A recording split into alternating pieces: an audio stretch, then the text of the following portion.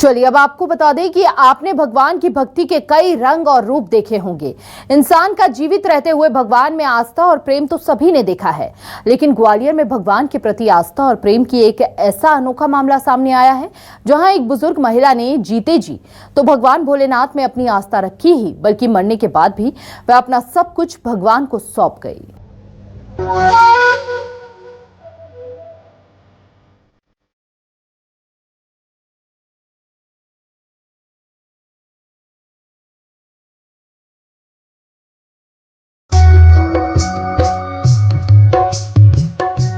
भगवान की भक्ति में लीन भक्तों के कई रंग और रूप आपने देखे होंगे। इंसान के जीवित रहते हुए भगवान में आस्था और प्रेम तो सभी ने देखा होगा, लेकिन ग्वालियर में भगवान के प्रति आस्था और प्रेम की एक ऐसी अनोखी कहानी सामने आई है, जिसने सुना वो भक्ति भाव में सराबोर हो गया। एक बुजुर्ग महिला जीते जी भगवान भोलेनाथ में अपनी आस्था जताती रही और मरने के बाद भी वो अपने जीवन भर की जमा पूंजी और लाखों रुपए की बीमा पॉलिसी में भगवान भोलेनाथ को नॉमिनी बना गई। जी हाँ, ये सच है। बुजुर्ग महिला ने भगवान के नाम का LIC बीमा खोला। जब ये पॉलिसी पूरी हुई तो इसे अचलेश्वर महादेव सार्वजनिक न्यास को सौंप दिया गया। माधुरी भगवान भोलेनाथ की बड़ी भक्त थी। माधुरी सक्सेना थोराट की गोट में किराए के मकान में रहती थी। अपने माता पिता के साथ रहा करती थी माधुरी। माता पिता के खत्म होने के बाद वो अकेली रह गई। माधुरी के पिता मौत के बाद सब कुछ अपनी बेटी को दे गए। माधुरी ने शादी नहीं की थी, कोई भाई बहन भी नहीं थे। माधुरी सक्सेना ने मार्च 2017 में एक बीमा पॉलिसी कराई थी। 19 मार्च 2022 को उनकी मृत्यु हो गई। मरने से पहले बीमा पॉलिसी में भगवान को नॉमिनी बनाया। अचलेश्वर महादेव मंदिर ट्रस्ट को नॉमिनी बना दिया था। मौत के बाद भगवान के खाते में आए 8 लाख रुपए।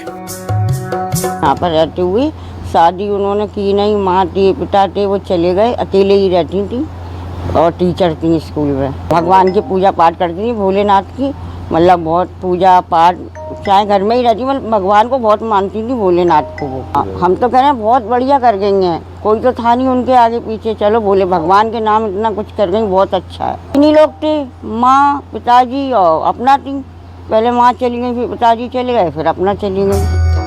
महिला माधुरी सक्सेना की 2022 में मृत्यु हो चुकी थी और अब जाकर 2024 में पॉलिसी परिपक्व हुई तो उसकी राशि का भुगतान होना था। बीमा के नियम अनुसार बीमा धारक की मृत्यु के बाद उस राशि का भुगतान नॉमिनी को होता है और इस पॉलिसी की नॉमिनी अचलेश्वर महादेव मंदिर ट्रस्ट था।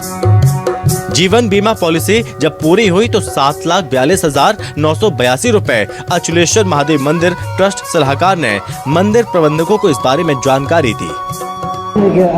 ये श्रीमती सुषमा बंसल उनकी बीमा सलाहकार थी।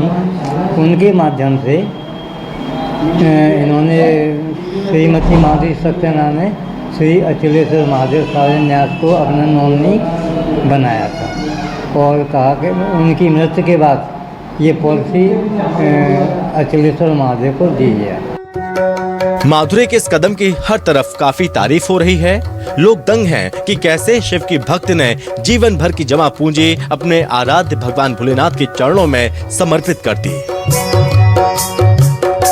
ग्वालियर से न्यूज़ 24 मध्य प्रदेश छत्तीसगढ़ के लिए कर्ण मिश्रा की रिपोर्ट।